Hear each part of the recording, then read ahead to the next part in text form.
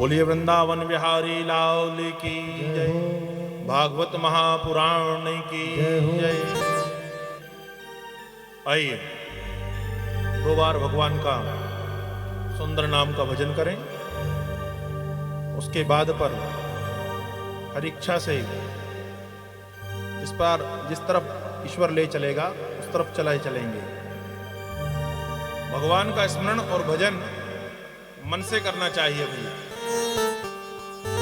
जिस प्रकार से नहाने के समय जो साबुन का उपयोग आप करते हैं वो तन का मैल धो देती है। तन के मैल के साफ करने के लिए आप साबुन सोडा का उपयोग करते हो, पर मन का मैल कैसे धुलेगा? संतों ने बहुत अच्छी बात कही है कि मन तो अधिक मलिन है, धोए छूटे ना रंग, कै सुधरे सत्संग से तन के संग। मन दो ही प्रकार से शुद्ध हो सकता है, या तो आपको संतों की संगत मिल जाए या सत्संग मिल जाए। मन को सुधारने की दो ही क्रियाएं हैं। तो भगवान का नाम जो है वह हृदय से लेना चाहिए, मन से लेना चाहिए। एक बार में दृष्टांत महासागर की एक कथा आती है कि भगवान का नाम लेके हृदय पर भी ही रखना चाहिए।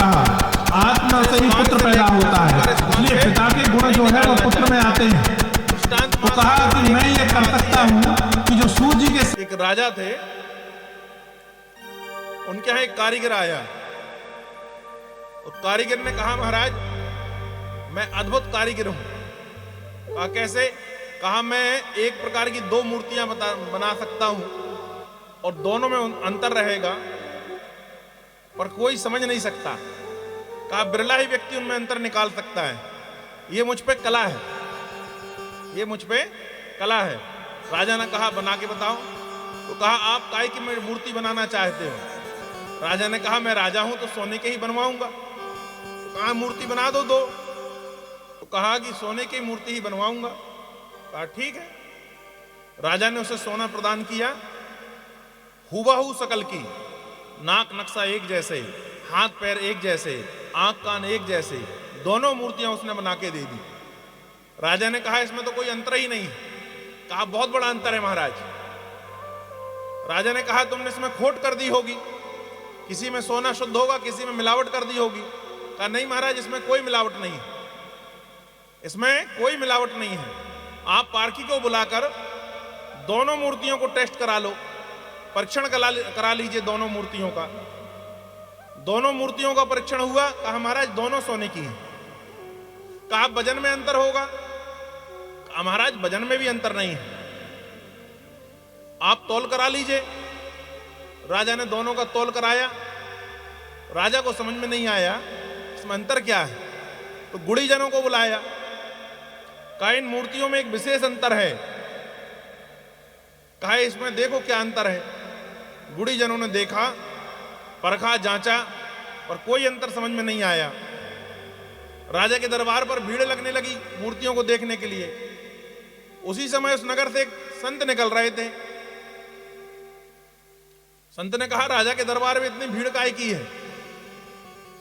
कहा एक कलाकार ने दो मूर्तियां बना के दी है राजा को। कथा कहां कह रहे हैं? दोनों सोने की है, नैमिषारण्य क्षेत्र पर। सोना है, और सुन कौन रहा है? दोनों में वजन एक सा है, नाक नक्शा कान आंखें सब एक सी हैं, पर वह जो है बनाने वाले ने कह दिया है कि इसमें विशेष अंतर है और एक बड़ा अंतर है।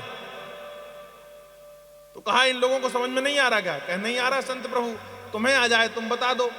संत आए, दोनों मूर्तियों को थोड़ी देर तक देखा। कहा दो बड़े बर्तनों में पानी मंगवाओ। पानी मंगाया गया, कहे इनको डोब दो। पानी में डोब दिया गया।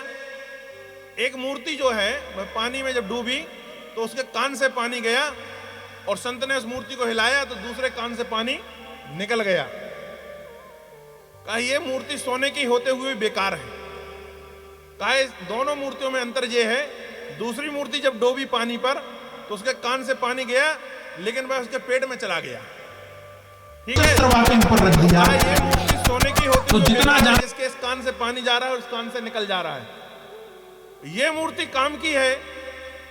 कहा जो कान से पानी तो ले रही है लेकिन सीधे पेट में ले जा रही है।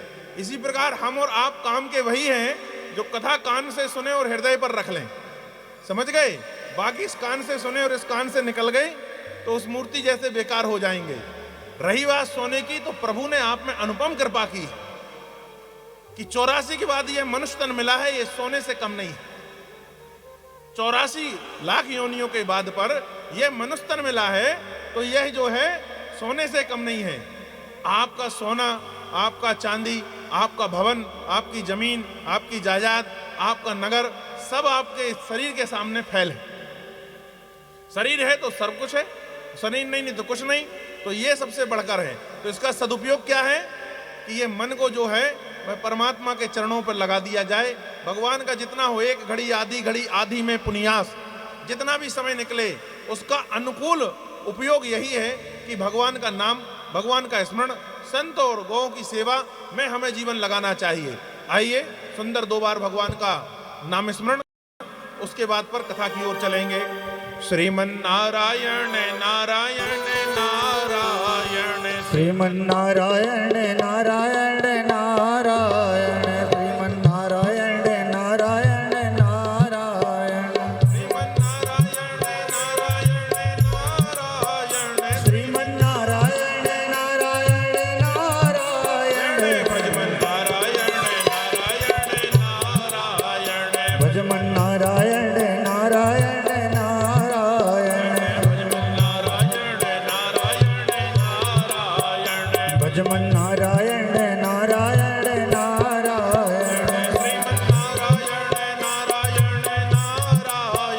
श्रीमन नारायण नारायण नारायण, श्रीमन नारायण नारायण नारायण, भजमन नारायण नारायण नारायण, भजमन नारायण नारायण, लक्ष्मी नारायण नारायण नारायण, लक्ष्मी नारायण नारायण नारायण, श्रीधर नारायण नारायण नारायण, श्रीमन नारायण नारायण नारायण, श्रीमन नारायण नारायण नारायण, श्रीमन नारायण नारायण नारायण, श्रीमन नारायण नारायण नारायण।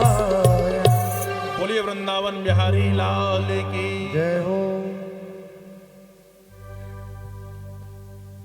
दृष्टांत महासागर की एक कथा आती है कि कई बार जो है हम लोग ये समझते हैं कि जो हम दान करते हैं वह परमात्मा तक पहुंचता है कि नहीं। आदमी को भ्रम हो जाता है ना, हमने कुछ दे दिया, ये ईश्वर स्वीकार करता है कि नहीं। तो दृष्टांत महासागर की कथा आती है कि एक बार एक संत प्रभु जो हैं वो बद्रीनारायण में बाहर मंदिर के सोए हुए थे, समझे भैया, सोए हुए थे। तो इंद्र ने बद्रीनाथ भगवान से कहा, इंद्र गए दर्शन करने, संत पहुंचे हुए थे, देवज्ञ थे, इसलिए उनके इस बात का विदित हो गया, या उन्होंने इंद्र की वार्तालाप सुन पाई।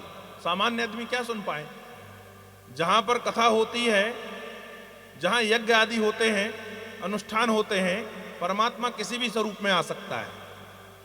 परमात्मा किसी भी स्वरूप में आता है, ध्यान रखिए। कलयुग पे 2 बार ऐसा हुआ है कि जब इस बात का आभास कराया गया है। मलक्षानंद तो वही गंगा के किनारे उन्होंने उसके नाम से भोजन दिया। प्रयाग पे कुंभ लगा और कुंभ में उनका जो टंपाल लगा हुआ था, अलग अलग टंपाल, अलग अलग तंबू सबके रहते हैं। तो मलक्षानंद शंकराचार्य के यहां पर एक 7 वर्ष की कन्या आती है, और 7 वर्ष की कन्या आई और मलक्षानंद शंकराचार्य के हाथ पर एक सालिग्राम को पकड़ाया, एक बटैया सालिग्राम की पकड़ाई और कहा, महाराज कोई एक ऐसा संत या साधु बुलाइए। ये सत्य घटना है प्रयाग की, कि ये जो है बटैया सालिग्राम की पानी में डूबी जाए और ये उतराने लगे, ये पानी में डूबी जाए, उतराने लगे। तो मलक्षानंद उस समय शंकराचार्य थे, और मलक्षानंद शंकराचार्य के बारे में शास्त्र कहते हैं कि वो करपात्री थे, हाथ में लेकर खाते थे।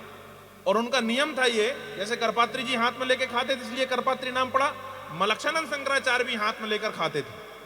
और खाने का विधान क्या था कि दिन में एक बार ही भोजन करना है, मध्याह्न में जो मिला, दोपहर में जो मिला वही भोजन करना है, और भोजन बनाकर भी नहीं करना है। तो क्या करना है, 5 घर भिक्षा मांगने गए और 5 घरों में से यदि 4 घर में कुछ नहीं मिला तो 5 में जो मिला वही ले लेना है। कई बार 5 में कोई ना मिले, दरवाजा लगा हुआ मिले, तो फिर भूखे रह जाना, और जो आपने दे दिया वही हाथों से ऐसा करके, और करपात्री थे हाथ से लेकर खा लेते थे मलक्षानंद शंकराचार्य। तो मलक्षानंद शंकराचार्य के बारे में कहा जाता है कि एक बार एक गांव में गए, 4 घर खाली मिले, 5वें घर एक ब्राह्मण का था। वहां पहुंचे, देवज्ञ पुरुष थे, त्रिकालदर्शी जिसे कहा जा सकता है, तपस्वी महात्मा थे। जब वो वहां पर पहुंचे तो पहुंचने के बाद पता चला कि वो ब्राह्मण का घर था। ब्राह्मणी बाहर आई, हाथ जोड़कर वंदन करने लगी। कहा, महाराज आप जैसा महापुरुष सामने आया है, मैं भिक्षा में देना तो बहुत कुछ चाहती हूं, लेकिन मेरे यहां पर 3 दिन से अन्न का एक दाना नहीं है, मैंने 3 दिन से भोजन नहीं किया है, मैं तुम्हें क्या दे दूं। लक्षानंद शंकराचार्य हंसते हुए कहा कि जो अंदर तेरी कोठली है ना, उखरी, उसके पीछे जाकर देख, एक आधा कटा हुआ आंवला पड़ा है, आधा खराब हो चुका है, आधा साफ है, उस आंवले को उठा के ले आ। वो अंदर जाके देखती है, पहले अनाज वगैरह रखने के लिए कोठियां ही होती थी, तो कुटिया के पीछे देखा तो आंवला पड़ा था, आधा खराब हो चुका था, दाग आ गया था, आधा साफ था। मलक्षानंद शंकराचार्य को बड़े गहरे मन से, दुखी मन से उसने प्रदान किया कि आज इतना बड़ा संत मेरे दरवाजे पर आया है और मुझे देने के लिए कुछ नहीं है, मैं ये आंवला वो भी आधा सड़ा हुआ दे रही हूं। मलक्षानंद शंकराचार्य प्रसन्न हो गए और महालक्ष्मी के साधक थे, तो महालक्ष्मी से कहा कि मां, आज भोजन में इसके पास यही था और यह सर्वज्ञ माना जाए इसका कि इसके अलावा इसके घर में कुछ है ही नहीं, इसके घर पर कृपा करो और जिस कमरे में ये आंवला उठा के लाई है वो कमरा जो है मोहरों से भर दो, अशरफी से भर दो। तो लक्ष्मी जी मुस्कुराई और कहा, मलक्षानंद, इसके 7 जन्म जो है दुर्भिक्ष में जाने हैं, ये 7 जन्मों तक भोगेगी, इसके 7 जन्मों तक जो है धन इसको नहीं जोहाएगा। शंकराचार्य ने कहा कि इसने मुझे आंवला दिया है मां, इसके जो भी पाप हैं, कष्ट हैं, वो मेरे पुण्य फल से काट लेना, पर इसे धन जो है से परिपूर्ण कर दो। भगवती ने उसके धन से परिपूर्ण कर दिया। ये मलक्षानंद शंकराचार्य थे। और जब वही मलक्षानंद शंकराचार्य वहां बैठे हुए हैं और वो 7 वर्ष की कन्या उनके पास आती है और एक सालग्राम की बटैया दी, कहा, महाराज ये सालग्राम की बटैया लो और किसी ऐसे संत को बुलाओ, ऐसे महापुरुष को बुलाओ, ऐसे साधु को बुलाओ जो इस बटैया को जल में डाले और ये ऊपर आ जाए। मलक्षानंद शंकराचार्य ने सोचा कि पहले मैं ही करके देख लेता हूं। तो कहा, देवी, मैं इतना बड़ा साधक तो नहीं मानता अपने आप को, ना इतना बड़ा साधु हूं, लेकिन जिन संतों को मैं बुलाऊंगा वो सबसे पहले ये कहेंगे कि तुमने ये करके देखा कि नहीं करके देखा, पहले तुमने प्रयोग किया कि नहीं। तो कहा, मैं एक प्रयोग कर लेता हूं कि मैं ही पहले बटैया डाल देता हूं जल पे, ये ऊपर आती कि नहीं। मलक्षानंद शंकराचार्य ने एक बटैया डाली उसमें जल पे, जिस कन्या ने प्रदान की थी। बाल्टी में आधे जल तक, मतलब आधी बाल्टी तक वह बटैया ऊपर आई और पूरी ऊपर नहीं आई। जब पूरी ऊपर नहीं आई, ये जो कन्या ने मुस्कुरा के कहा कि महाराज किसी और संत को बुलाओ। तो आप देखते हैं कुंभ में 14 अखाड़ा के संत जाते हैं, कहीं भी कोई संत हो लेकिन कुंभ में पहुंचेगा तो अनेक प्रकार के संत महात्मा बड़े बड़े टंपाल लगा के, साधु लगा के रहते हैं और भगवान की सेवा करते हैं, भगवान का नाम जप करते हैं। जो उस समय माने जाने वाले बड़े बड़े संत थे सबको बुलाया और ये खबर दी कि कन्या ने जो है सालग्राम की बटैया दी हुई है, मैंने उसे जल में छोड़ा है, लेकिन वह आधी बाल्टी तक आई है और वह ऊपर तक आए, वह कन्या ऐसा बोल रही है और मेरे पास बैठी हुई है। कुछ तो डर के मारे नहीं आए बाबा, जो नकली रहे होंगे कि कौन जाके बेइज्जती कराए, ठीक है, लेकिन कुछ पहुंचे, भगवान का नाम लेकर, अपने गुरुओं का नाम लेकर, अपनी साधना जो की थी उसको मनाते हुए। भैया जाके ये भी धनुष यज्ञ जैसा हो गया कि अपने अपने इष्टों को मनाएंगे कि धनुष उड़ जाए, है ना। तो वैसे ही ये भी सोचते हुए कि देखते हैं क्या होता है, वहां पर आए कि मैंने ऐसा कौन सा किसी ने डाला अपराध किया तो था बटैया हिली, किसी के में इंच 2 इंच उठी, किसी के में 4 इंच उठी, किसी के में मलक्षानंद शंकराचार्य बराबर आई, किसी के में थोड़ा और ऊपर आई, पर जितने संत बुलाए गए ऐसा क्रम 7 दिन चला महाराज। वह कन्या 7 दिन मलक्षानंद शंकराचार्य के तंबू में रही आई। 7 दिन यह क्रम चला। 7 दिन में वह जो है बटैया ऊपर नहीं आ पाई। जब नहीं आई, 8वां दिन हुआ, मलक्षानंद शंकराचार्य ने कहा कि कोई संत रह गया है क्या? तो एक उनके सेवक ने कहा कि एक ही बचा है महाराज बस। कहा क्या? कहा जो प्रयाग के पास हनुमान जी लेटे हैं ना, उसके पीछे बट वृक्ष के नीचे कथरी अथरी होड़कर एक संत डला रहता है। ना उसे आज तक हमने गंगा नहाते देखा, ना उसे पूजन करते देखा, ना कुछ वो कहने लगे ना नहाता है ना धोता है, गुदड़ियां टाइप की होड़े, इसलिए उसका नाम पड़ गया है गुदड़ी वाले संत। कहा वो कथरी वगैरह होड़ के जो है डला रहता है। तो कहा लेके आओ उसको। कहा महाराज जब ये बड़े बड़े साधुओं से ये सब नहीं हुआ, तो वो डला हुआ संत कहने लगे क्या कर्तव्य करेगा? मलक्षानंद ने कहा नहीं नहीं तुम लेके आओ। गए, कहा आपको मलक्षानंद शंकराचार्य जी ने बुलाया है। तो कहा चलो। तो चले आए महाराज 2 कथरी और होड़ हाड़ के। ऐसा लग रहा है कि कई दिन से नहाए नहीं है, पूरे बाल आल सब जो है लट गए हैं, मैल ऐल लग रहा है। आके बैठे, मलक्षानंद शंकराचार्य जी ने प्रणाम किया। कहा महाराज एक बड़ी दुविधा में हूं। कहा किस दुविधा में हो? कहा दुविधा यह है कि ये जो बेटी है, ये कन्या 7 दिन से मेरे पास है, आज 8वां दिन है। इसने मुझे एक जो बटैया दी है ये सालग्राम की, इसे पानी में डोबना है बाल्टी के में, और ये ऊपर आ जाए। कहा ठीक है लाओ डोब दे रहे हैं, उसमें क्या है। उन्होंने लिया बटैया और बाल्टी में डोबे महाराज। जैसे ही बाल्टी में डोबे वो ऊपर आ गई, जैसे ही डोबा वो ऊपर आ गई। अब तो मलक्षानंद शंकराचार्य चरणों में गिर गए महाराज। कहा वाह प्रभु, धन्य है आप जैसा संत। वो कन्या उठ के आई, प्रणाम किया और प्रणाम करके कहा महाराज थोड़ा मंच से नीचे आएंगे क्या?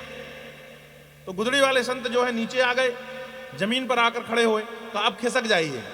जैसे ही खिसके उनके चरणों की रज लगा के उसने सिर में लगाया और सिर में लगा के हाथ जोड़कर कहा कि महाराज मैं वैष्णो देवी थी, मैं वैष्णो देवी थी, कुंभ दर्शन के लिए आई थी। किसी दुर्भिक्ष अशुद्ध आदमी का हाथ मुझसे स्पर्श हो गया तो मेरी शक्तियां क्षीण हो गई थी, मैं अपने धाम को नहीं लौट पा रही थी। तो नारद ने मुझसे कहा कि किसी पहुंचे हुए संत की रज लगा ले तो जो शक्तियां चली गई वो वापस आ जाएगी। कल्पना करिए आप संतों के चरणों की रज में क्या तेज होता है कि गुदड़ी वाले संत की रज लगा के वैष्णो देवी अपनी शक्तियां प्राप्त कर लेती है। तो संतों की रज में बड़ा जो है, रजों में बड़ा चमत्कार होता है, ये ध्यान रखना चाहिए। संत वो जो आपको यदि मिल जाएं तो ये समझना चाहिए कि जो देवता नहीं दे सकते वो संत दे सकते हैं। तो वैसे ही कोई पहुंचा हुआ संत जो था वो बद्रीनाथ में बाहर पड़ा था। बद्रीनाथ भगवान के दर्शन करने के लिए उस समय इंद्र आए। तो इंद्र ने उस दिन बहुत भीड़ थी बद्रीनारायण के दर्शन के लिए। तो इंद्र दर्शन करते हुए कहता है कि प्रभु इनमें से जो आते हैं इन्हें सबको तीर्थ यात्रा का फल प्राप्त होता है कि नहीं होता? सबको फल प्राप्त होता है कि नहीं होता? तो बद्रीनारायण ने कहा इंद्र से कि किसी किसी को मिलता है, किसी किसी को मिलता है। तो कहा अच्छा। तो कहा कि प्रभु ऐसा भी हो सकता है क्या कि कोई यात्रा में ना आए और घर पर ही रहकर यात्रा का फल मिल जाए? तो कहा बिरले लोग ऐसे होते हैं। कहा बिरले लोग ऐसे होते हैं? बोले हां। पर कहा एक है। कहा कौन? कहा एक जो है केरला पे है, तिरुपुरम में कहने लगे, गोरा चमार, उसका नाम गोरा चमार है। का दृष्टांत महासागरिक कथा है। कहा उसने जो है यात्रा में आए बिना यात्रा का फल प्राप्त कर लिया है। तो कहा अच्छा। तो संत, ये इंद्र से बताया किसने? बद्रीनाथ भगवान ने। पर जो संत बाहर सुन रहे थे उनके कानों में लगा। उसने कहा यार एक बार जाके देखना पड़ेगा उस गोरा चौधरी को कि ऐसा कौन सा पुण्य किया है ऐसा कौन सा तप किया है जिसके कारण बद्रीनाथ के दर्शन बिना करे बद्री भगवान का जो है फल प्राप्त कर लिया। तो संत वहां से चले, और समय मार्ग जो है बड़ा दुर्गम हुआ करता था, आने जाने के इतने सुलभ साधन नहीं थे। कई दिनों की यात्रा करके केरला त्रिपुरम पहुंचे। वहां पहुंचे, फिर नगर में पूछा कि भैया वो गोरा चमार का घर कौन सा है, उसके यहां जाना है। पता चल गया कि गांव के बाहर भैया उसका घर है, आप चले जाइए। गए तो देखा कि भैया ये बैठा है बाहर, अपना कार्य कर रहा था, चमड़े के जूते वगैरह सिल रहा था। संत ने जाके प्रणाम किया, उसने उचित आसन दी। महाराज बैठिए, कैसा आना हुआ? कहा मैं तुमसे मिलने आया हूं और एक बात पूछने आया हूं। बोले क्या? कहा मैं बद्री विशाल गया था और मैंने बद्री नारायण से इंद्र संवाद सुना, दोनों के बीच में चर्चा होते हुए सुनी, और बद्री विशाल ये कह रहे थे कि तुम्हें यात्रा का पुण्य मिला है अभी अभी, और तुम बद्रीनाथ यात्रा नहीं गए, तो तुम्हें पुण्य फल कैसे मिल गया ये मुझे बताओ। तो वो हंसने लगा, महाराज हो गया, कृपा है। नहीं, कहा मैं आपको पूछने ही आया हूं उतनी दूर से। कहा महाराज पुण्य जो है बताया नहीं जाता, पुण्य क्षय हो जाता है, ये ध्यान रखिएगा। लोग बड़े अच्छे से बताते हैं, महाराज हम तो कुंभ होके आ गए, महाराज हमने 12 ज्योतिर्लिंग कर लिया, महाराज हमने 51 पीठ घूमी है, महाराज हमने 8 गणेश के स्थान दर्शन कर लिए, महाराज 4 धाम हो आए। ऐसा नहीं बताना चाहिए, बतलाने से पुण्य नष्ट हो जाता है। और एक बात और ध्यान रखिए, जब आप कहीं तीर्थ क्षेत्रों में जाएं, कहीं तीर्थ क्षेत्रों में जाएं ना, तो वहां पुण्य हो ना हो, पाप नहीं होना चाहिए। कहा क्यों? कहा तीर्थों की जो महत्ता है वह इसलिए है कि तीर्थ हर कर्म को 100 गुना बढ़ाता है। थोड़ी गहरी बात है, ध्यान रखिए, हर कर्म को 100 गुना बढ़ाता है। आप तीर्थों में गए, आप बाबा जी स्नान करने गए, वैष्णो देवी दर्शन के लिए गए, बद्री विशाल गए, केदारनाथ गए, उज्जैन गए या शारदा जी के दर्शन करने गए, आपने वहां 1 रुपए दान किया तो 100 गुना बढ़ गया। तो कितना हो गया? 100 रुपए। तो 100 गुना आपको फल प्राप्त होगा, मतलब 100 रुपए दान का फल प्राप्त होगा। ठीक है? आपने 1 माला जाप किया तो वो 100 माला का जाप का पुण्य फल आपको प्राप्त होगा। आपने 1 ब्राह्मण को भोजन कराया तो 100 ब्राह्मणों के भोजन का फल आपको प्राप्त होगा। ठीक है? आपने जो कर्म वहां पर किए वो 100 गुना हो गया। जब पुण्य 100 गुना बढ़ेगा और आपने 1 रुपए किसी का चुरा लिया तो भी 100 गुना बढ़ेगा कि नहीं बढ़ेगा? पाप भी 100 गुना बढ़ेगा। ठीक है? शास्त्र कहते हैं कि अन्न क्षेत्रम कृतम पापम, यहां पर कृतम पापम कहा गया है, ध्यान रखिए। जो अन्न जाने में हुई गलतियां, जैसे हम सब किसान हैं भाई, हम तो जमीन को सुधार रहे हैं, हमारी मनसा किसी की हत्या की नहीं है, लेकिन चींटियों का बमीठा आ गया, दीमकों का बमीठा आ गया और वो हल की नोक से फूट गया, उससे चींटियों आदियों की जो है हत्या हो गई या किसी जीव जंतु की हत्या हो गई, तो वो कृतम पाप है, जानकर नहीं किया गया, अनजाने में। आप बहुत तेजी से गाड़ी ले जा रहे हैं या आप वाहन चला रहे हैं, आपको कहीं पहुंचना है, अचानक कुत्ता या बिल्ली सामने आकर मर जाती है तो कृतम पापम, आपका उद्देश्य मारना नहीं था, जो अनजाने में की हुई गलती। आपने फसल बचाने के लिए कीटनाशक डाले, उसमें टिड्डा आदि जो है वो मर जाएं, तो वो जो है कृतम पापम। इसका समाधान ये है कि आपने गंगा में स्नान किया और ये कृतम पापम नष्ट हो जाएंगे। अनजाने की हुई गलती, दिन भर हम चलते फिरते रहते हैं, पता नहीं कितने चींटे चंटे हमारे पैर के नीचे आकर मर जाएं, गाड़ी घोड़ा में चलते हैं, कितने भी जीव हमारे पैरों के नीचे आकर नष्ट हो जाएं, ये कृतम पापम है। तो ये जितने पाप हैं ये सब तीर्थों में जाने के बाद नष्ट हो जाते हैं। तो अन्न क्षेत्रम कृतम पापम तीर्थ क्षेत्रे विनाशति, तीर्थ में विनाश हो जाएंगे। पर तीर्थ क्षेत्रम कृतम पापम वज्रलेखा संभवेत, और जो है तीर्थों में यदि पाप हो जाए वो नहीं कटता भैया, वो जो है भोगना पड़ता है। तो जब आप लोग तीर्थों में जाएं तो ध्यान रखें कि किसी प्रकार का पुण्य हो ना हो, पाप नहीं होना चाहिए। ठीक है? नहीं तो वह भोगना पड़ेगा। तो हुआ क्या कि वह साधु जो है गोरा चमार से पूछते हैं कि तुम बताओ मुझे। तो उसने कहा महाराज पुण्य बताया नहीं जाता। कहा लेकिन मैं सुनने आया हूं और बड़ी दूर से आया हूं, और तुम यात्रा में जाने वाले थे यह भी मुझे आभास है, तुम गए नहीं और यात्रा का फल तुम्हें कैसे प्राप्त हो गया?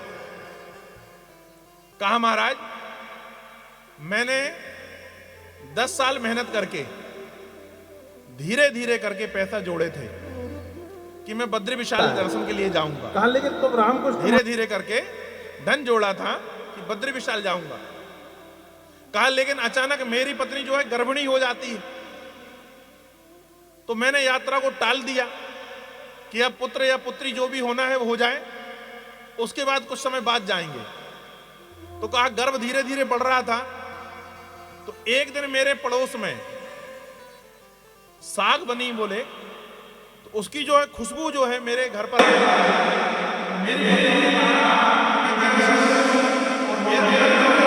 वो जो साग पड़ोसी के यहां बन रही है उसमें लगा हुआ है, ठीक है। तो वो साग मुझे खाने का मन है तो मांग कर ला दो।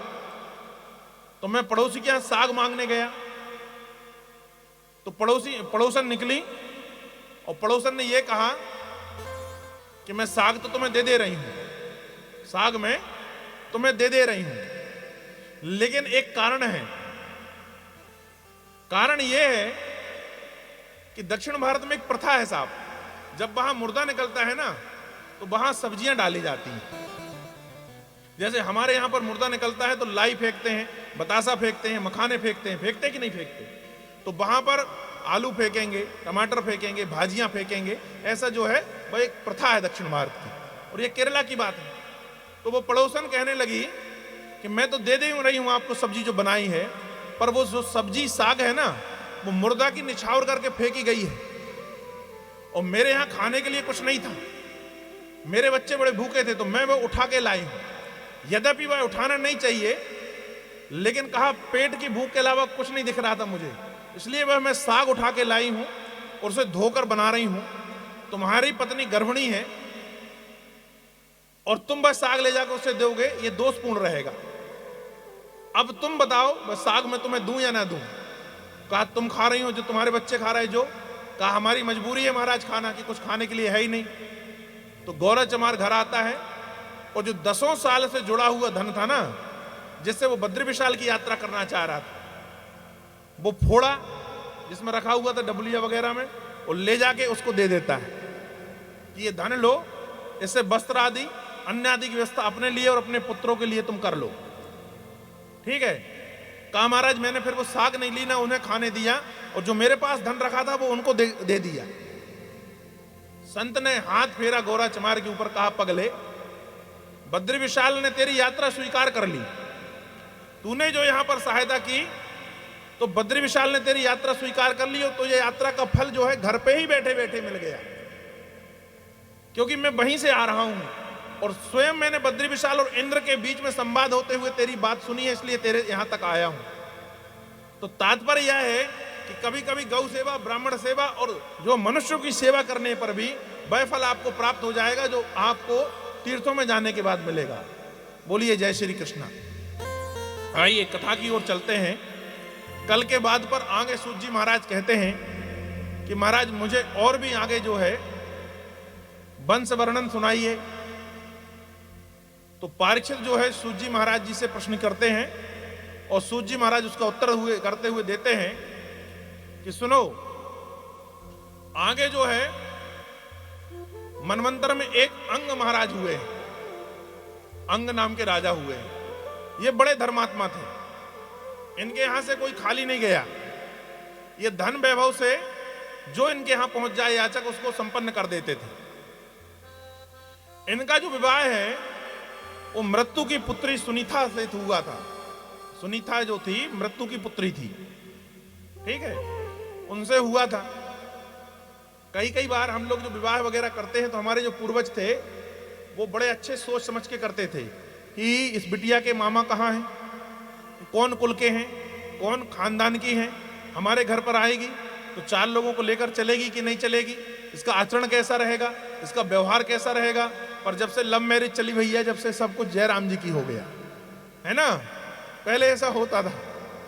तो देखिए इसका क्या प्रभाव पड़ता है कि यदि आप लड़की ऐसे घर से ले आओ जो धार्मिक प्रवृत्ति के नहीं है, या जिनके यहाँ पूजन पाठ नहीं होता, या यज्ञ यजन नहीं होता, उसका ये बहन की जो पत्नी थी सुनीता, इसका चरित्र इस बात का गवाह है कि जब भी आप जो है विवाह वगैरह करें, बेटी जैसे घर पर दो।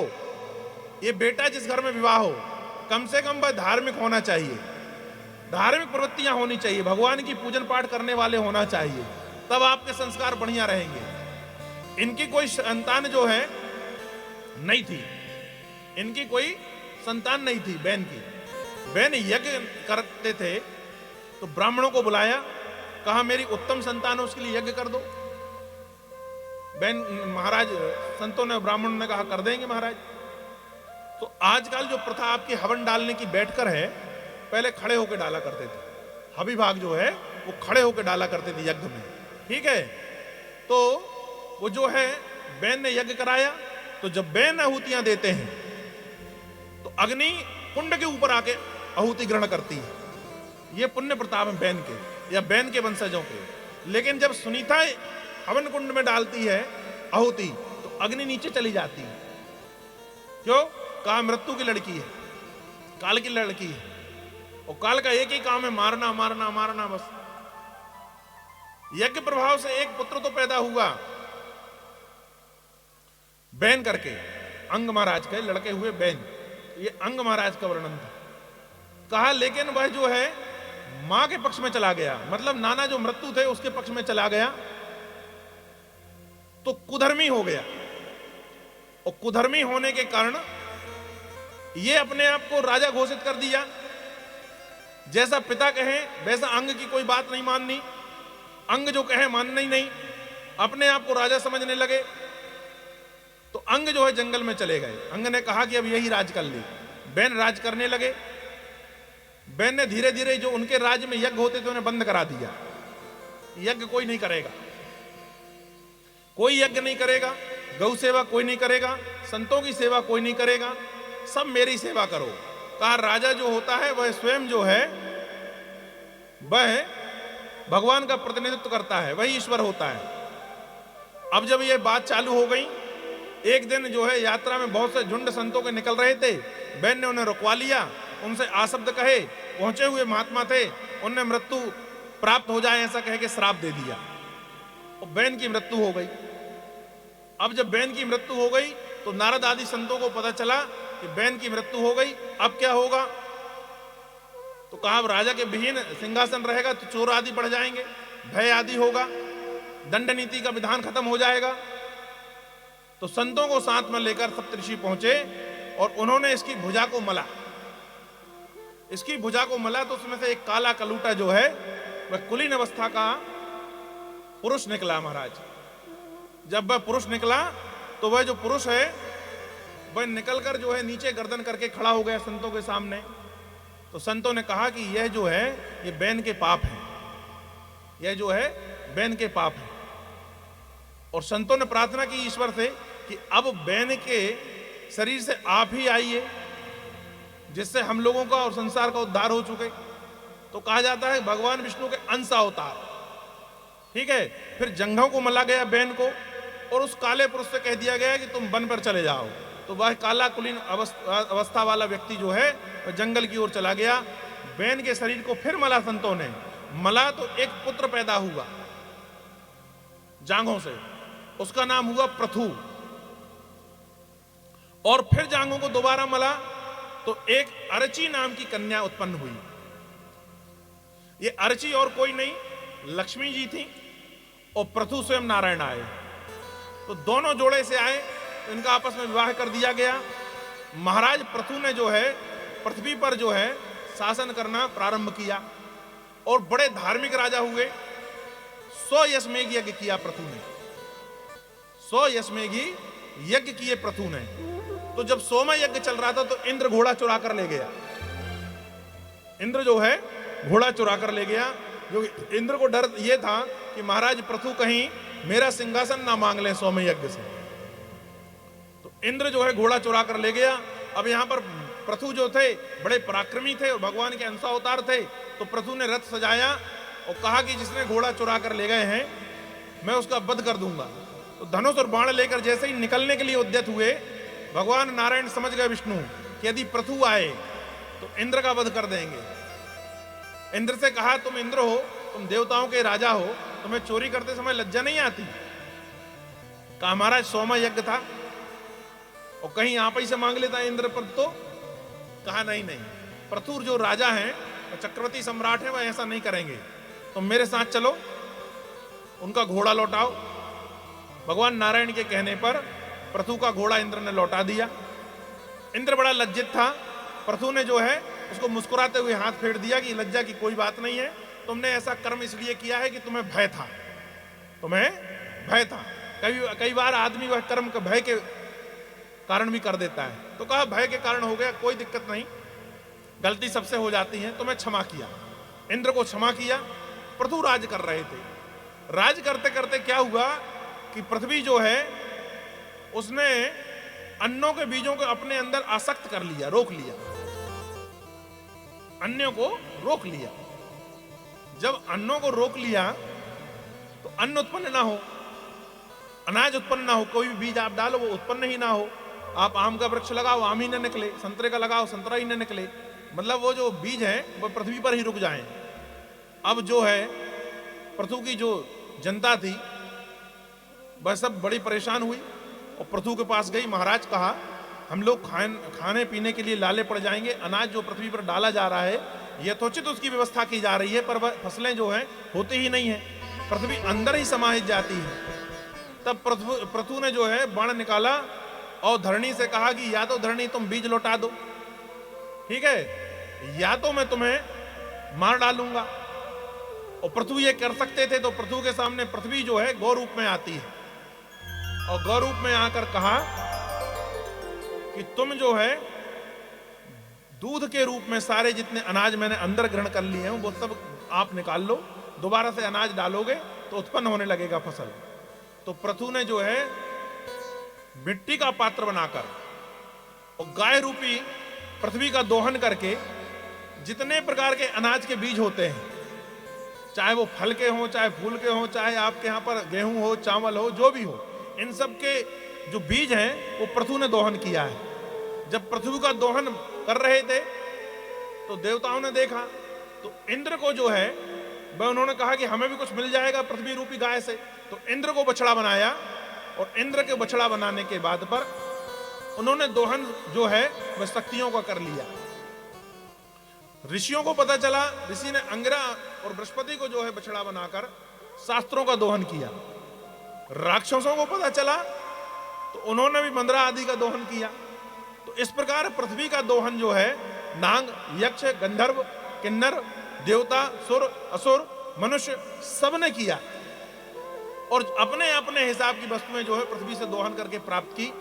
महाराजा पृथु जो है इस प्रकार राज्य करते हुए अंतवागत्वा जो है 100 यज्ञ के फल से अंत में परमात्मा के धाम को जाते हैं। बोलिए जय श्री कृष्ण। भागवत में आगे पुरंजन उपाख्यान आता है। पुरंजन उपाख्यान के बाद पर प्रियव्रत का चरित्र है। उत्तानपाद के छोटे भाई प्रियव्रत थे, ये मनु के दोनों भाई थे।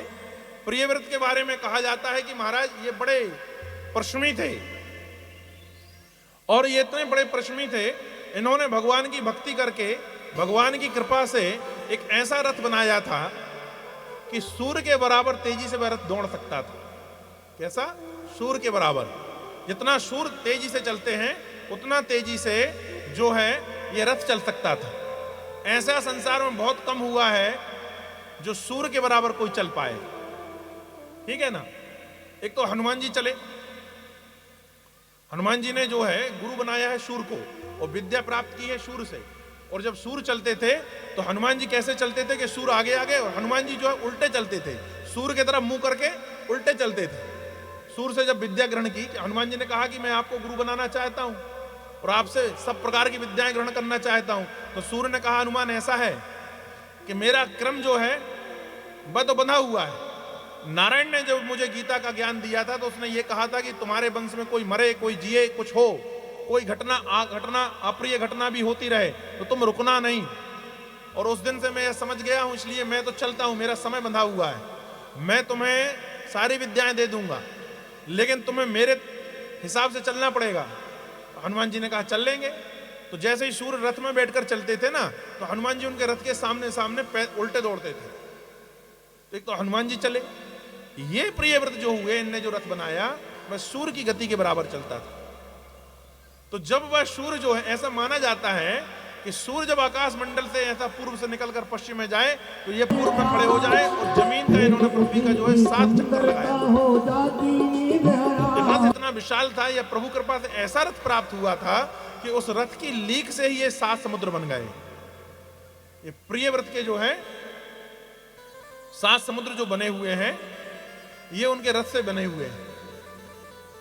इसके बाद वर्णन आता है कि महाराज नाभि जो हुए हैं बड़े संत जैसे राजा हुए हैं, बड़े गुणी थे, भगवान की बड़ी सेवा करते थे और भगवान की बड़ी सेवा करें, गुरु कृपा इनमें बहुत अच्छी थी, भगवान की सेवा करते हुए जीवन यापन कर रहे थे। और ये इतने बड़े महात्मा हुए कि नारायण इनके यहाँ स्वयं आए, नारायण इनके यहाँ पर पुत्र रूप में आए।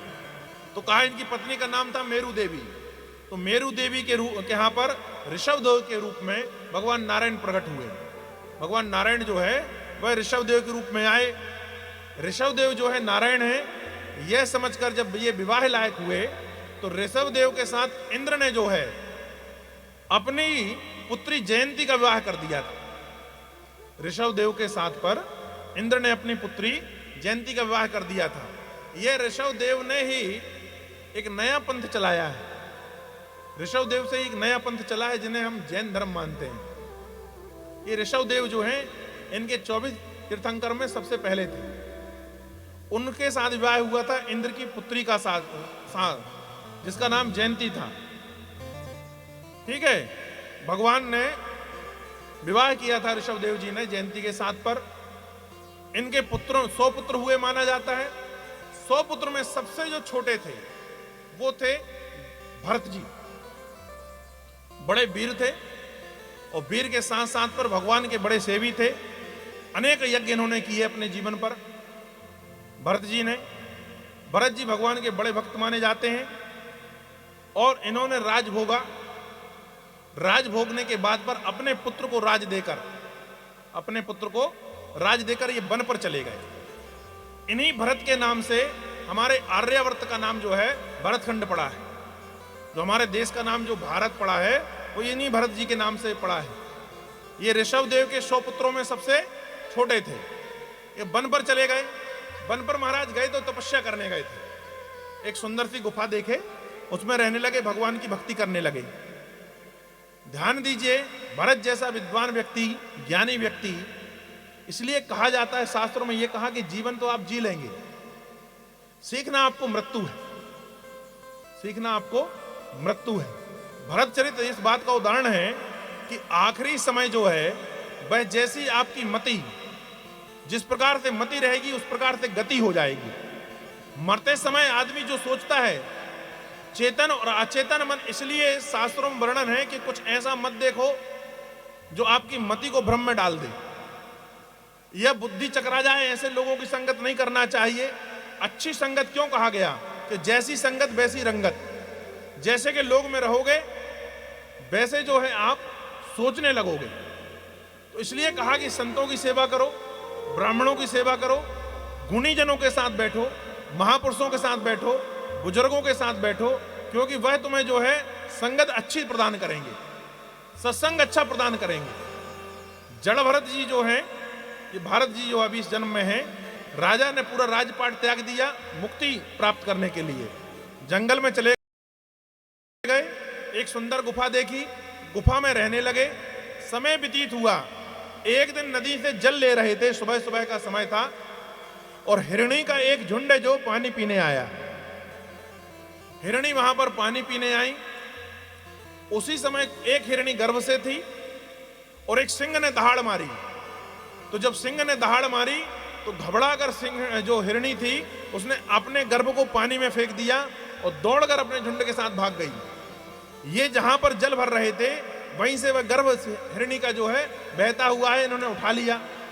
इनने उठा के उसको अपने गुफा में ले आए और गुफा में लाने के बाद में उसका जो है लालन पालन करने लगे।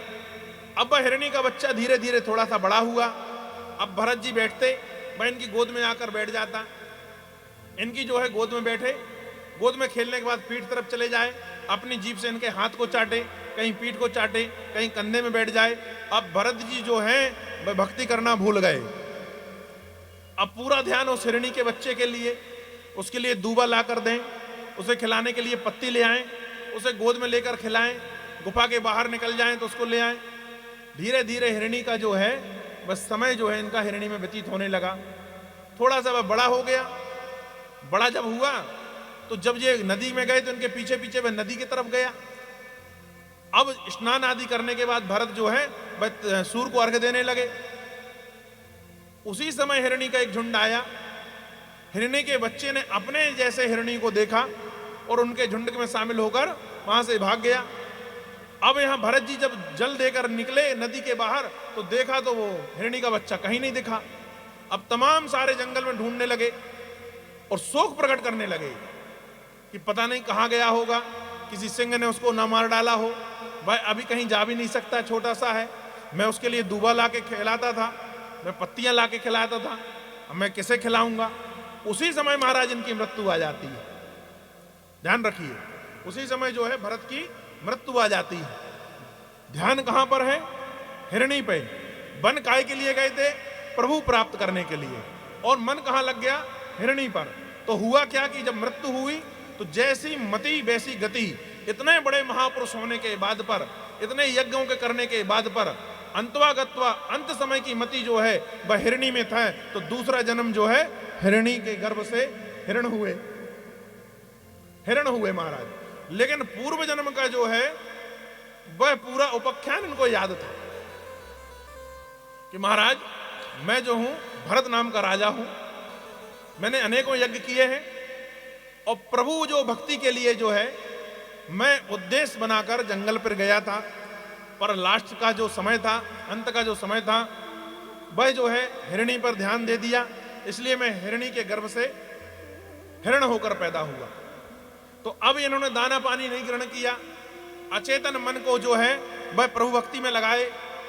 हिरण होते हुए भी प्रभु भक्ति कृपा की। कुछ दिनों के बाद में इन्होंने यह देह त्याग दी। ठीक है। और अब एक ब्राह्मण के यहां पर जाकर जो है पुत्र के रूप में उत्पन्न हुए। उनके 4 पुत्र थे, तो ये सबसे छोटे वाले थे। तो ये अपने आप को ऐसा प्रदर्शित करने लगे जैसे मंद बुद्धि हो, मंद कम बुद्धि वाले थे, ब्रह्मज्ञानी। तो इनका नाम इस जन्म में पड़ गया जड़ भरत। जड़ यानी कम बुद्धि वाला, और भरत इनका नाम इस पर फिर पड़ गया। तो ये जड़ भरत हो गए। अब ये जड़ भरत हो गए। माता पिता जब तक तो थे तो माता पिता ने लालन पालन किया।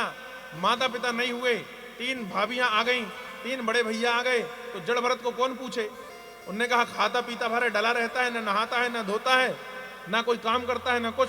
काम के लिए भें कि जाओ अनाज को बो आए, तो ये कूड़ा ही कूड़ जाए महाराज, कूड़ा ही कूड़ चले आए। बोने में ठीक से ना करें, कोई चीज इनको दें तो ये ना करें, इनको अनाज दें कि इसको सुधार के रख दो, खिला दें, खिलाओ।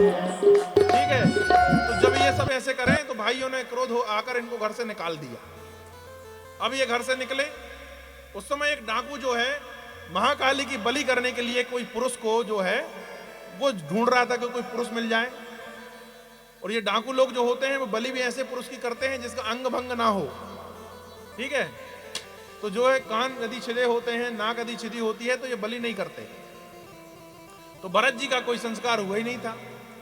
भरत जी तो भरत जी थे, अच्छे मोटे ताजे बढ़िया घूम रहे थे। उन्होंने कहा ये देखो ये पुरुष जा रहा है, ये बलि की योग्य है क्या? तो डाकुओं ने पकड़ा उसको, देखा कानान छिदे नहीं है, कहा ठीक है, हाथ पैर कटे पिटे नहीं है, बोले बढ़िया है, इसका जो है बलि कर दी जाएगी। हमारा सरदार बड़ा प्रसन्न होगा, इसको ले चलो। ले गए। लेकिन महात्मा तो अंदर से तो महात्मा थे, भगवान के भक्त थे। उनका अंदर जो है आत्मघट में जो है जाप चलता रहता था भगवान का, बाहर की दुनिया से कुछ मतलब है नहीं। जब जब ये पहुंचे तो उसने देखा डाकू के सरदार ने कि हाँ अच्छा व्यक्ति ले आए तुम पकड़कर, बढ़िया मोटा ताजा भी है, अंग भंग भी नहीं है, इसको काटकर जो है इसकी बलि जब भगवती काली को चढ़ाई जाएगी तो कहा कि काली प्रसन्न हो जाएगी। ले गए काली के मंदिर में, जो उनकी गुफा में काली का मंदिर था। सारी तैयारी करने के बाद पर जब बलि करने के लिए भरत जी को प्रस्तुत किया और जैसे ही खड़ग मारना चाहा वैसे ही महाकाली प्रकट हो गई और महाकाली ने त्रिनेत्र से जो है वो डाकुओं को नष्ट कर दिया। भरत जी खड़े हो गए भगवती के सामने, कहा मां अच्छी कृपा की, अब आपके दर्शन हो गए हैं, अब तो कहा कि आगे चल के प्रभु के दर्शन हो ही जाएंगे। कहा ठीक है। अब इसके बाद पर मां काली ने कहा कि आप जा सकते हैं भरत जी, ये मूर्ख आपको क्या जाने कि आप नारायण के आदि भक्त हैं। भरत जी वहां से चले। भरत जी वहां से निकलकर बाहर आए तो देखते हैं कि एक राजा था, उसका नाम था रहुगण। वो पालकी में बैठा हुआ शास्त्रार्थ करने के लिए संतों के पास जा रहा था। रहुगण राजा बड़ा अच्छा था, लेकिन ज्ञान का जो है उस अहम था कि मैं बड़ा ज्ञानी हूं। तो बड़ा ज्ञानी होने के बाद रहुगण जो है वह एक पालकी में जा रहा था और जा काय के लिए रहा था, शास्त्रार्थ करने। जा संतों के पास जा रहा है और जा काम में रहा पालकी में। तो 4 जो हैं अंगरक्षक उस पालकी को उठाए जा रहे थे। रास्ते में एक की तबीयत थोड़ी गड़बड़ हो गई तो वो पालकी ठीक से ना ले जा पाए। तो जो साथ में दूध चल रहे थे उससे राजा ने कहा कि कोई देखो एक अच्छा सा आदमी मिल जाए तो थोड़ा मोटा ताजा बढ़िया हो, पालकी में जो है उसको नह दो तो पालकी व्यवस्थित रूप से चल जाए। ये सेवक काम नहीं कर पा रहा है, इसको निकाल दो। तो ये जो गुफा से निकल के चले आ रहे थे बढ़िया जड़ भरत जी, तो जब जड़ भरत चले आ रहे थे तो दूतों ने इनको देखा कि ये मिल गया तो इन्हें फिर पकड़ लिए महाराज। जैसे डाकू लोग पकड़ लाए थे, इस बार राजा के सेवक पकड़ लाए। कहा राजा ने बुलाया है, कहा चलो आ गए। कहा पालकी में न हो, नह गए साहब, पालकी ले ली इन्होंने। अब 3 सिपाही 3 तरफ, एक तरफ ये रह गए। अब चली पालकी आगे। तो जड़ भरत जब चले तो कोई चीटा ना खुद जाए, कोई चीटी की हत्या ना हो जाए, तो कभी इस तरफ उचड़ जाएं, कभी इस तरफ उचड़ जाएं, कभी चलने में आगे हो जाएं, कभी पीछे हो जाएं। तो राजा रहुगण पालकी में बैठा बैठा कभी इस तरफ लुढ़क जाए, कभी इस तरफ लुढ़क जाए। 1-2 बार उसने समझाया कि ठीक से चलो, ठीक से चलो, लेकिन जो है जड़ भरत को समझ में काहे को आए। जड़ भरत तो ये सोचते थे कि मेरे हाथ किसी की हत्या न हो जाए, चीटी वगैरह मार्ग जो है उनका उल्लंघन नहीं होना चाहिए। अब राजा रहुगण को क्रोध आया, उसने कहा इतनी मोटी चमड़ी ली है मूर्ख तूने, और चलने में इस प्रकार से चल रहा है जैसे टिड्डा चल रहा हो।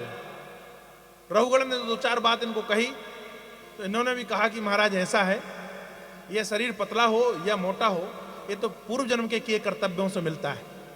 जैसे आपने जो है उस जन्म पर जो लिख के आए हो, जो बो के आए हो, इस जन्म में काटोगे, वही मैं काट रहा हूं महाराज।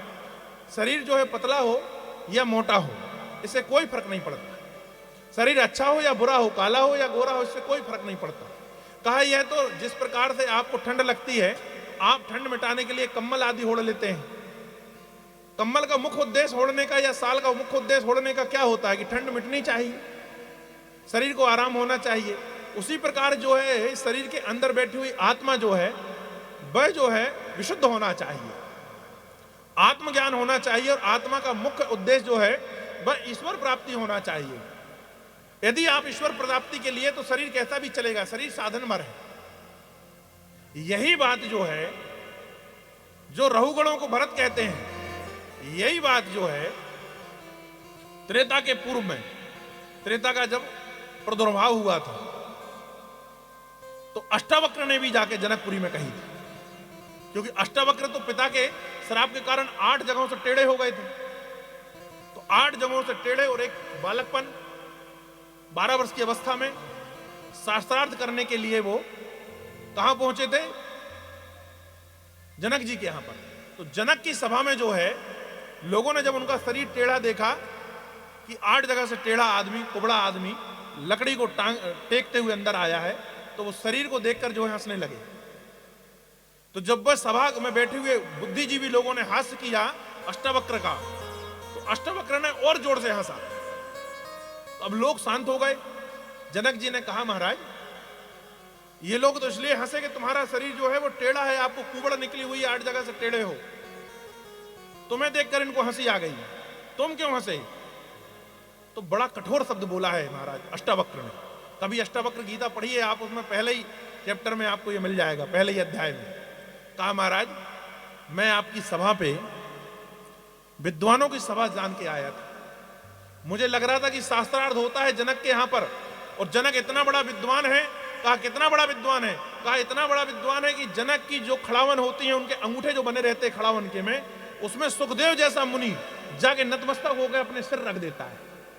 सुखदेव जैसा मुनि ज्ञानी जिसने भागवत बोली है, वह जनक की खड़ावन पर जाकर सिर रख देता है। क्यों? कहा इतना बड़ा ज्ञानी है जनक। और उसकी सभा में जो है शास्त्रार्थ करने के लिए बड़े बड़े विद्वान बैठे रहते हैं। मैं ये समझ कर आया था महाराज, पर तुम्हारी सभा में मैंने विद्वानों को नहीं देखा। बोले सारे के सारे चमार देखे, सारे के सारे चमार देखे। चमार का मतलब क्या होता है? चमार का मतलब जाति से नहीं है। चमार का मतलब यह होता है जिसकी नजर चमड़ी पर हो, जिसकी नजर चमड़ी पर हो, सिर्फ वह आपकी सौंदर्यता देखता हो, आपके शरीर को देखता हो, वह चमार। तो कहा महाराज मैं तो विद्वान समझ के आया था, तुम्हारी सभा में तो सब चमार बैठे हुए हैं। क्यों? क्योंकि मेरे शरीर को 8 जगहों से टेढ़ा देखकर ये सब हंसने लगे। जनक मौन हो गए। जनक के पास कोई उत्तर नहीं रहा। शास्त्रार्थ हुआ, कथा लंबी है। बाद में जो अष्टावक्र विजय प्राप्त किए उसमें अपने पिता का बदला लिया, वो एक अलग वार्ता है। यहां पर जो है वही बात जो वहां पर अष्टावक्र ने जनक जी से कही, वही जड़ भरत ने जो है राजा रहुगण से कही। अब रहुगण ने पालकी से कहा, कहारों से कि पालकी नीचे रखो। रहुगण जो है पैर के नीचे पड़ गए और कहा महाराज आप दिखते तो बड़े भोले भाले हो, आप दिखते तो जड़ों जैसे हो, मूर्खों जैसे हो, लेकिन आप तो आत्मज्ञानी हो, आप तो ब्रह्म ज्ञानी हो। और जमीन पर बैठकर जो है शास्त्रार्थ किया है राजा रहुगण ने। जड़ भरत ने आत्मा और परमात्मा का जो है वह पूरा शास्त्रार्थ में उद्देश्य जो है वह समझा दिया। अब यहां के बाद जड़ भरत चले। जड़ भरत इसी प्रकार जो है जीवन यापन करने के बाद पर अंतवागत्वा परमात्मा की कृपा से विष्णु लोक को गए।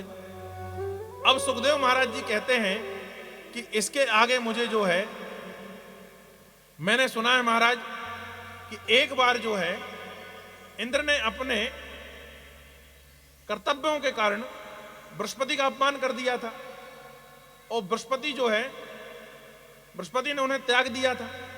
परीक्षित कहते हैं सुखदेव से, यह मैं सुनना चाहता हूं। तो कहा यह वृदांत मुझे पूर्णता है, आप सुनाइए। तो सुखाचार्य कहने लगे सुनो। एक बार इंद्र जो है वह अपने इंद्रासन में बैठे थे और अप्सराएं जो है नृत्य कर रही थी। उसी समय बृहस्पति वहां पहुंचते हैं, उसी समय बृहस्पति पहुंचते हैं। इंद्र ने ध्यान नहीं दिया बृहस्पति की ओर कि बृहस्पति जी आ गए हैं। बृहस्पति देवताओं के गुरु हैं, इंद्र के भी गुरु हैं। और बृहस्पति ने देखा कि मैं आया, न इंद्र खड़ा हुआ, न इंद्र ने प्रणाम किया। इंद्र को अपने ऐश्वर्य का बहुत अहम आ गया है। इंद्र को अपने ऐश्वर्य का जो है वह बहुत अहम आ गया है। यह मन पर सोचकर वहां से जो है निकल जाते हैं और वहां से निकलने के बाद पर अपने भवन को चले गए। जब नाच गाना बंद हुआ, इंद्र को वरुण आदि ने कहा कि बृहस्पति आए थे और तुम खड़े नहीं हुए, और जिनकी कृपा से राक्षसों से तुम्हारी रक्षा होती है, जिनके मंत्र तुम्हारे सामने कवच के रूप में आ जाते हैं, अनेकानेक शक्तियां बृहस्पति ने ही प्रदान की है, उनके तप बल के कारण आपकी इंद्रासन बची रहती है, तुमने उनका अपमान कर दिया। कहा वो कहां गए? कहा वो भाग गए। इंद्र को बड़ा पछतावा हुआ। इंद्र गए बृहस्पति को मनाने, पर जब वह उनके घर पहुंचे, बृहस्पति ने देखा इंद्र आया है, तो बृहस्पति बड़े क्रोधित थे। वह पीछे के दरवाजे से निकलकर चले गए, अंतर्ध्यान हो गए कि हमें इंद्र से मिलना ही नहीं। अब बृहस्पति बड़े दुखी हुए, ब्रह्मा के पास गए। ब्रह्मा ने कहा कुछ समय देख लो, शायद बृहस्पति जी मान जाएं। और काफी समय होने के बाद जब बृहस्पति नहीं माने, तो कहा कि एक काम करो, त्वष्टा का जो पुत्र है वह भी बड़ा गुणी है और बृहस्पति जैसा ही ज्ञानी है, बृहस्पति जैसा ही ज्ञानी है। कहा उसका नाम जो है विश्वरूप है, उसे आप गुरु बनाकर कुछ समय के लिए स्वर्ग में रख लो, कुछ समय के लिए स्वर्ग में रख लो। तो ये जो त्वष्टा के पुत्र थे, विश्वरूप जो थे, इनके 3 मुख थे, इनके 3 मुख थे। तो एक मुख से ये अन्न खाते थे महाराज, एक मुख से जो है अन्न खाते थे, एक से सुरापान करते थे, एक से सुरापान करते थे। सुरापान और सोम रस में अंतर है, ध्यान रखिए। हम लोग सुरापान और सोमपान दोनों को एक बराबर मान लेते हैं। सुरा जो है वो रस होता है फलों का, ठीक है, जैसे आज कल आप जूस बनाते हो ना, वैसा वो देवता लोग पीते हैं। और सोम रस जो है वो वरुणी का एक भाग है, मदरा का एक भाग है, ठीक है ना। तो सोम रस और सुरापान दोनों में अंतर है, ठीक है। सुरा जो है वो अलग है और सोम रस अलग है, ठीक है ना। तो ये जो है तीनों चीजें करते थे, सुरापान भी करें एक मुख से, सोम रस भी एक मुख से लें और एक मुख से जो है अन्न ग्रहण करते थे। इनके 3 मुख थे। एक ज्ञानी में तो बिल्कुल जैसे थे वैसे जो थे देवगुरु बृहस्पति जैसे थे, जैसे देवगुरु बृहस्पति का ज्ञान वैसा विश्वरूप का ज्ञान। विश्वरूप ने मान लिया, इनके पास देवता गए, इनसे प्रार्थना की कि महाराज आप जो हमारे गुरु बन जाइए। कहा बन जाएंगे। कहा बृहस्पति कहाँ गए? कहा बृहस्पति जी अंतर ध्यान हो गए, हमसे क्रोधित होकर चले गए। कहा ठीक है, हम आपके गुरु बन जाएंगे। तो ये जो है गुरु बन गए महाराज। अब गुरु बनने के बाद पर इनने यज्ञ किया इंद्र के लिए, इंद्र के लिए यज्ञ कर रहे हैं, लेकिन इनकी जो त्वष्टा की जो पत्नी थी वो राक्षस कुल से थी, तो इनका जो ममयारा था वो राक्षसों का कुल था। तो ये आहुतियां देवताओं को दिखाकर तो देते थे कि हम इंद्र आदि देवताओं को बलि कर रहे हैं, बलिष्ठ कर रहे हैं, पर कुछ छुपा के पीछे से भाग जो है वह राक्षसों को भी दे देते थे। ये इंद्र ने देख लिया।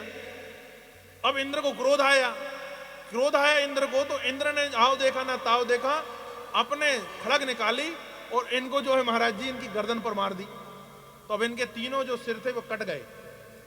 तो एक सिर से गौरैया पैदा हुई है महाराज, जो गौरैया होती है ना चिड़िया, एक सिर से गौरैया पैदा हुई, एक सिर से जो है पपीहा पैदा हुआ, एक सिर से पपीहा पैदा हुआ और एक से तीतुर हुआ महाराज। इन तीनों की उत्पत्ति विश्व रूप के तीनों सिर से हुई।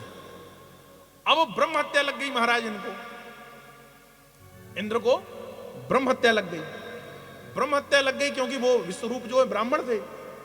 अब ब्रह्म हत्या का श्राप जो है वह लग गया महाराज। इंद्र जो है वह काले पड़ गए ब्रह्म हत्या के कारण।